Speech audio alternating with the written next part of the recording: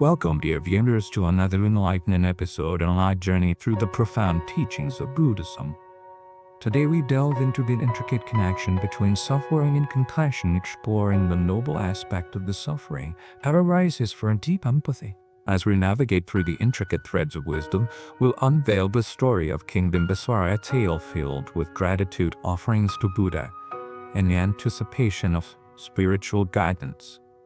Join us as we unravel the timeless lessons embedded in these narratives, understanding the profound essence of compassion and the transformative power it holds. The sensation of suffering caused by compassion is unlike any other form of suffering. It is profound and noble. The suffering that arises from compassion only serves to strengthen one's resolve and strength. Today you have gained fundamental insights into the path of liberation. But there is more wisdom to share of the future. It was filled with gratitude arising from deep within his heart. He made his offerings to Buddha. He knew that he would soon request Buddha to become a spiritual guide to his younger brother.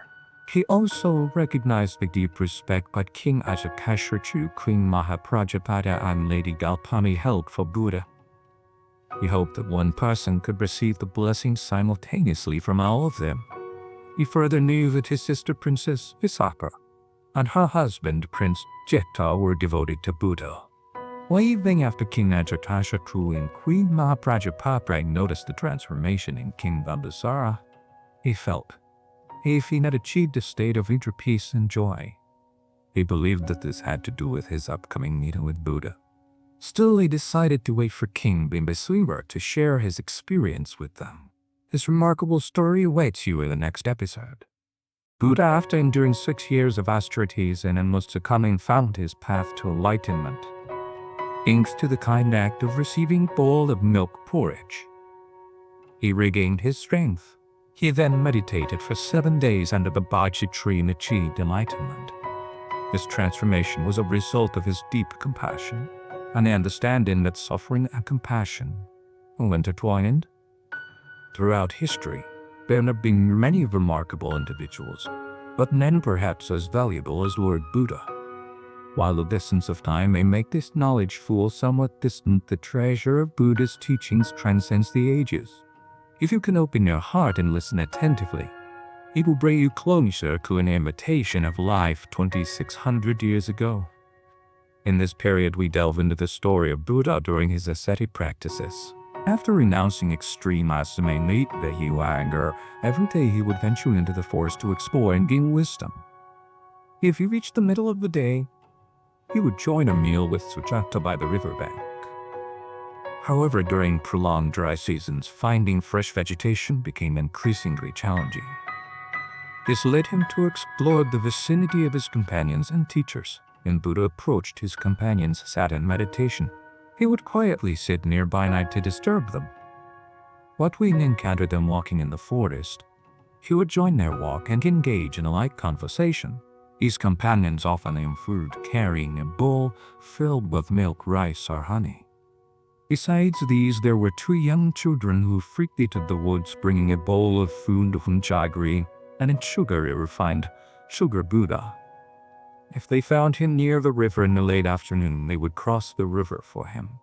These children knew that Buddha's visit to their place was never an issue.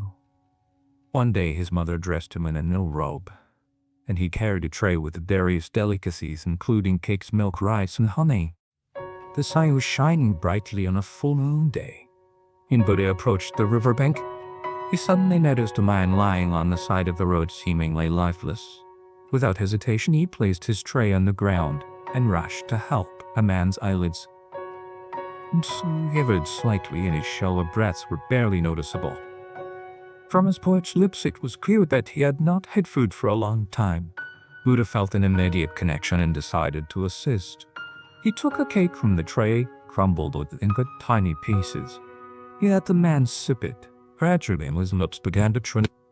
Buddha continued to feed him 1 spoonful at a time, until he had finished the entire cake. As the man started to regain consciousness, he looked at the Buddha with a faint smile.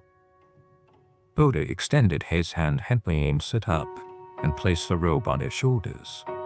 The man sat cross-legged on the ground and his posture was peaceful and graceful.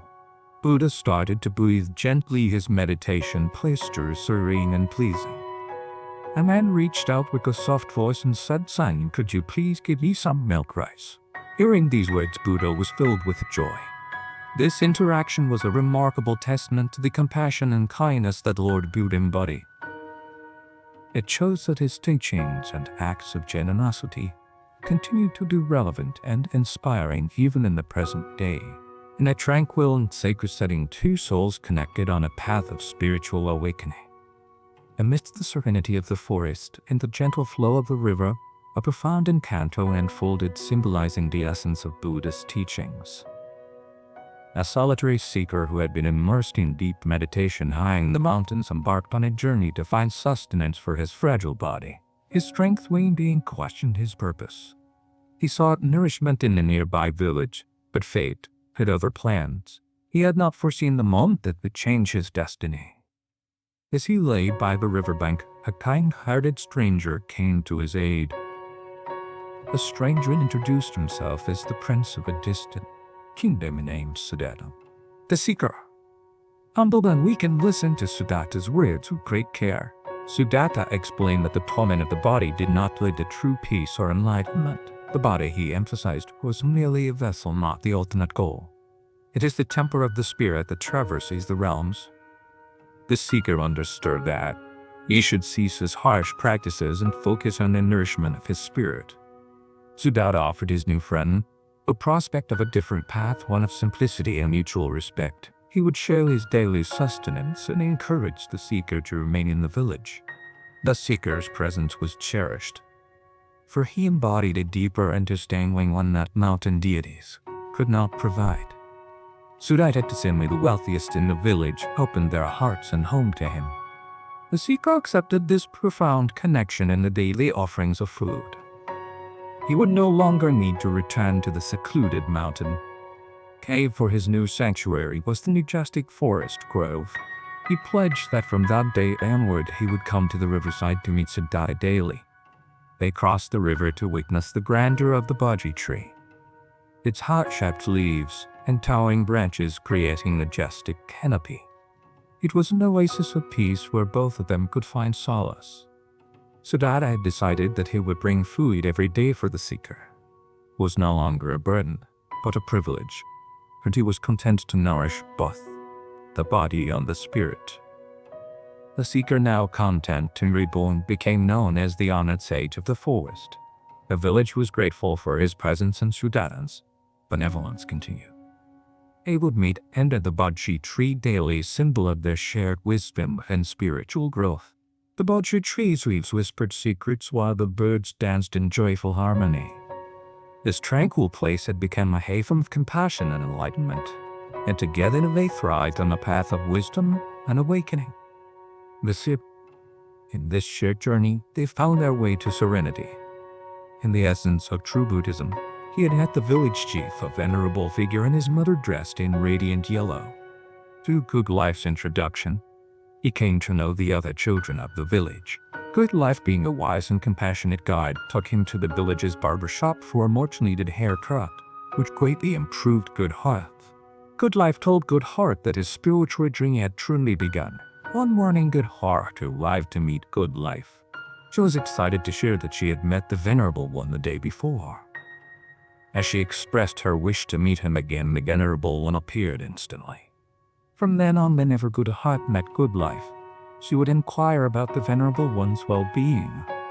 She even spoke with her family's weaver, who had visited the Venerable One before.